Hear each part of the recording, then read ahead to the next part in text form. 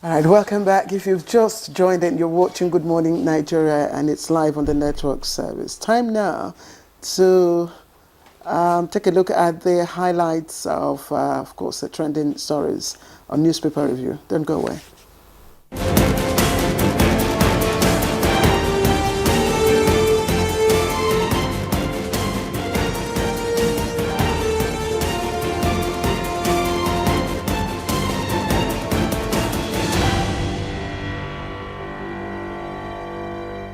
Right, and we're set for the newspaper review. Chukwudi Okoli-Ubaja, who will do the honors, is here. Yeah. Good morning. How are you, Victor? Good morning. I'm all right.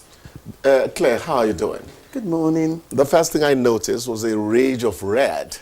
You know I didn't put out any telephone call to anybody concerning headgear. So I don't know what you guys are. I'm not a lizard. You can be red-headed. Well, just since you mentioned it, Chukwudi. Yes. Since you mentioned it, actually, my wear this morning was deliberate. Okay. And it was just to appreciate a young man. We met yesterday, in one of our, meetings, with our GM. And the young man is in his probably late 20s or early 30s. And he identified us. His analysis of the mission and vision of NTA was impeccable. His understanding of the concept of Good Morning Nigeria was captivating. And I asked him, I said, young man, why aren't you distracted by the digital, platforms and all the other stations? And he said, because I know what I get, the substance I get by watching Good Morning Nigeria. And he doesn't miss Good Morning Nigeria. And I was fascinated. And I asked him, what's your name? He said his name is Michael Amedu. Michael Amedu works as a photographer to the governor of Nasarawa State. Yes. And he's from Benue. And to be precise, he's from Idoma. So I said to Michael this morning, I was going to be adorned in an Idoma outfit just to honor him. Claire, and so that's why I'm like this. Now, you just reeled this out. You don't know how much you have touched somebody's heart out there. And when we talk about human connection, people go for big things.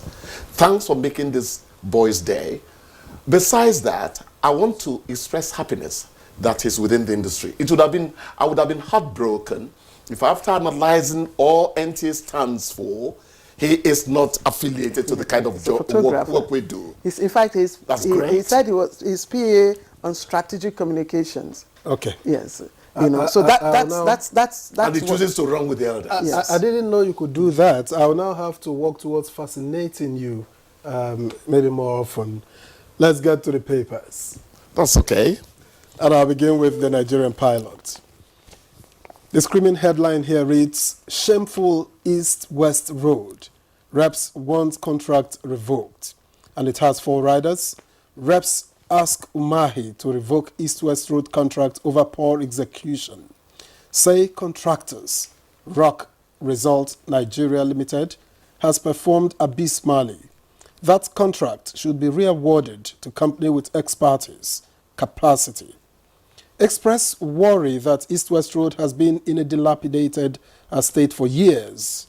Okay, and another story that I'll take to is NIMC dismisses fake national ID cards, soon to unveil multi-purpose one. That story is on page 4. And okay, let me leave that for the Nigerian pilot and head towards the Daily Sun. The Daily Sun leads with NEMA issues flooding alert in 31 states. Warns of high, moderate deluge. That's page 6. Again, Discos raise tariff from 206.80 per kilowatts to 209.5 kilowatts. I guess they're talking about band A. And you find that on page 23. At the bottom of the front page of the Daily Sun, petroleum producers raise the alarm on crude oil importation, say Nigeria may be unable to meet domestic refinery demand. That story is on page 25. And finally, for me on the Daily Sun, terrorist attacks. Senate identifies Lake Chad, Sambisa as Boko Haram hotspots. Urges security agencies to deploy modern technology. That one is on page 26, Claire. And the New Telegraph has a lot of interesting stories on the front page. I'll just quickly take them. But the lead story is Akpabio blames Goza suicide attacks on security intelligence failure. Two riders on that page. And then we have just trending above that is Mr. President, Dogara, Mr. President saying Nigeria needs collective efforts to surmount challenges. The story is on page 2. Federal government launches initiative to transform Nigeria is also there. And then this one from EFCC, there are plans to instigate protest, quotes national uprising is on page 3. And there you have Lagos calls for calm as downpour floods Lagos. Oh, that was yesterday. Reps panel invites PAMSEC accused of sexual harassment by minister's aide is also there. Court orders closure of 2 firms linked to $9.6 billion PNID scam. It's also there. Southeast Caucus, NAS Caucus begs Tinubu to release Nnamdi Kanu, also trending on the front page. And so let me just quickly bring in Chukwudi Okoli-Igboaja. Chukwudi, I don't know which of these stories. Now let's, start with the President of the Senate, telling us what I believe is a known issue, failure of security intelligence. I was almost going to say, why hold it back? He was stating the obvious. The counting of that headline, really, I found it interesting. The Senate President is identifying. Those in the theater of operation already know what the issues are. So what one would expect now is, if you're sure that security intelligence failure is responsible, then you summon some people to ask why there was a gap in monitoring. That's it. Because at the end of the day, it's about lives, saving lives. You understand? So that's how I would want to approach that. The new news, the new information which you and I seek as journalists is missing there. So it's almost an empty statement there. What do we now do? Who didn't do what? And something happened because that thing did not get done. And what do you do to that person? You can't just talk in a void. What was responsible for the failure? Exactly. Is it absence of facilities or gap or somebody somewhere didn't do? We are not going to have an a note of indictment on anyone. Exactly. But we must always ask questions. Some people could tell you, look, we did the best we could. If we had this equipment or that equipment, we could have done better. It advances the cause of keeping Nigerians safer. But you must advance the talk and the action, not identifying something. We discussed this extensively on Good Morning Nigeria just a couple of days ago. And we arrived somewhere with the guests that we had on the program. Yes. But shameful East-West Road, reps want contract revoked. First of all, the East-West Road is like a cat. It has 9 lives. It doesn't die. All the controversy, surrounding it make you think of it as the tortoise. The tortoise is an animal that even outwits the elephant. But the point is this. I find out that in the typical Nigerian argument, people argue from how they think or what they feel. But these are our lawmakers. That's what makes it different.